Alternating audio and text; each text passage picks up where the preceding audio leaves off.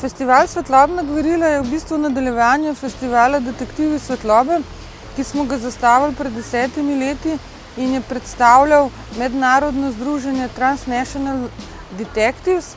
Transnational Detectives se ukvarjajo z oblikovanjem svetlobe v javnem prostoru in tudi v domovih in bili so tudi inspiracija s svojimi delavnicami, tako da smo v prvi ediciji že izvedli kot projekt osvetlitev podhoda Zvezda parka. In to je bila v bistvu prva tudi taka umetniška instalacija umetniška svetlobna instalacija v javnem prostoru.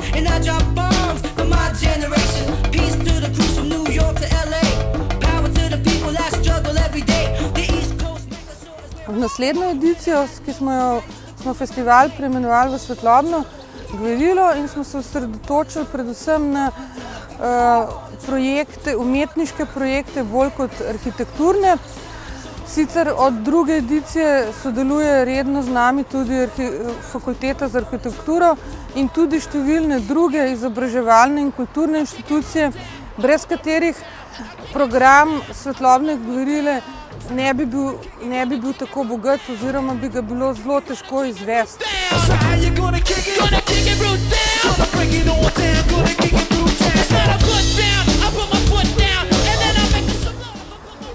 Festival vsako leto ima eno rdečo nit oziroma temo in letošnja tema je narava. Se pravi, izbrali smo projekte oziroma povabili smo k sodelovanju umetnike,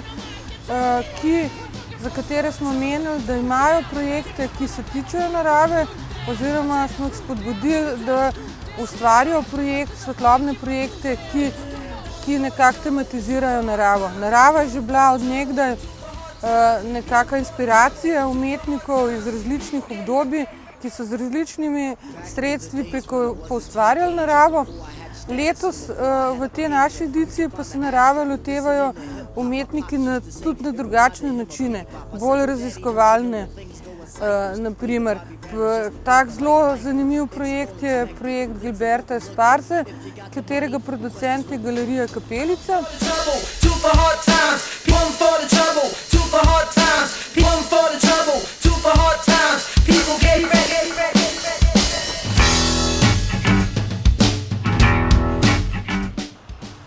Namen Svetlobne gverile je bil spodbuditi domače umetnike, da ustvarjajo v mediju svetlobe, hkrati spodbuditi tudi splošno javnost, da razmišlja o svetlobi. Svetloba je namreč nekaj zelo samoumevnega, je vse prisotno in si ne predstavljamo si sploh, kakšno bi življenje bilo brez svetlobe. In zato prav Svetlobno gverilo delamo te projekte, da spodbudimo publiko o razmišljanju o svetlobi in ustvarjanju svetlobo.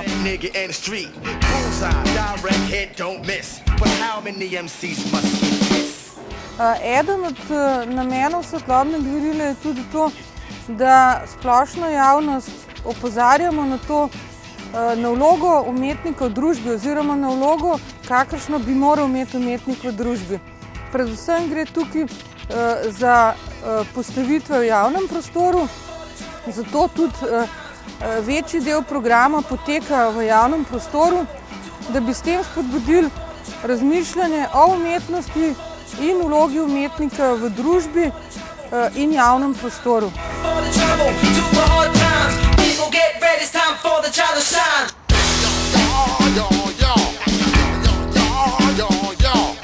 Z rezultati v bistvu tega naše dejavnosti v zadnjih 10 letih smo v bistvu precej zadovoljni, ker se nam je priključilo večje število koproducentov oziroma različnih organizacij z področja izobraževanja in kulture in ker se nam vsako leto tudi odzove večje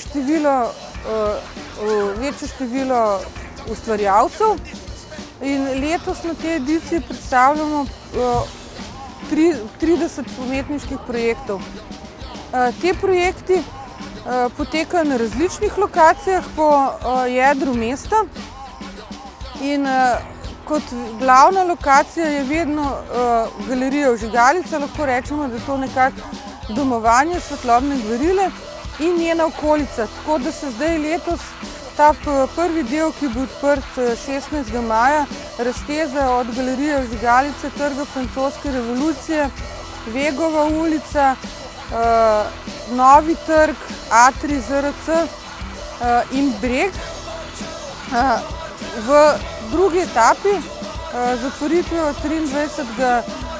maja v Botaničnem vrtu pa zasedamo tudi parke po Ljubljani. Sicer smo v nekaterih parkih že imeli projekte, ampak glede na temo smo se odločili, da letos naredimo več projektov v različnih parkih. Otvoritev v Botaničnem vrtu je samo eden od takih projektov, kjer je, mislim, da je okrog 10 različnih inštalacij. Potem je tukaj še Zvezda park in za konec pa bomo odprli Svetlobni park na Gradaščici.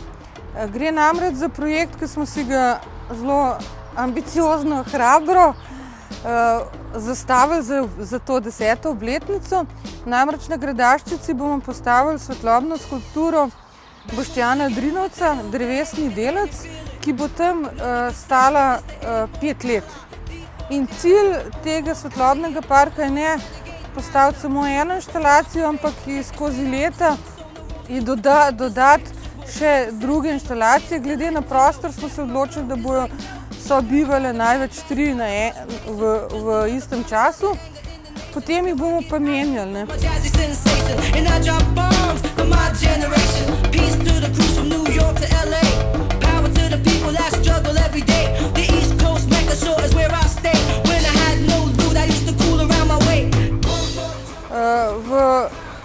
V programu Svetlobne gverile najdemo različne svetlobne projekte. Gre od inštalacij, prostorskih inštalacij, gre od svetlobnih objektov, interaktivnih inštalacij do projekcij. Letos sicer nimamo nobene interaktivne projekcije, ampak smo v prejšnjih letih imeli tudi interaktivne projekcije. Naprimer, lansko leto si lahko z različnimi vzorci pobarval mestni muzej. Potem si vplival na podobe drugih mestnih fasad.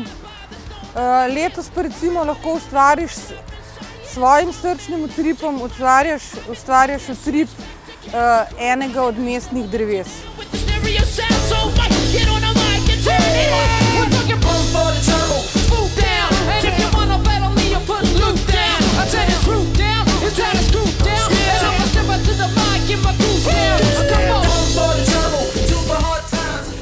Eden od teh ciljev je spodbuditi mestne oblasti in druge, da bi v javnem prostoru spet začeli postavljati umetniška dela. In to umetniška dela z področja sodobne umetnosti. In želimo tudi to in upamo, da se bo to kmalu uresničilo, da bi sprejeli zakonodajo, ki je podobna kakor v tujini. V tujini namreč v več državah namenjajo določen procent javnih sredstev pri obnovi ali pa pri gradnji javnih poslopij, javnih prostorov. Namenjajo 1 do 2% za umetnost, ki je dostopna javnosti. In to s temi prav Svetlobno gverilo nagovarjamo pač naše zakonodajalce in politike, da pač naredijo kaj v tej smeri, ker menimo, da umetnost v javnem prostoru na splošno bistveno prispeva k boljšemu dvigu načina življenja.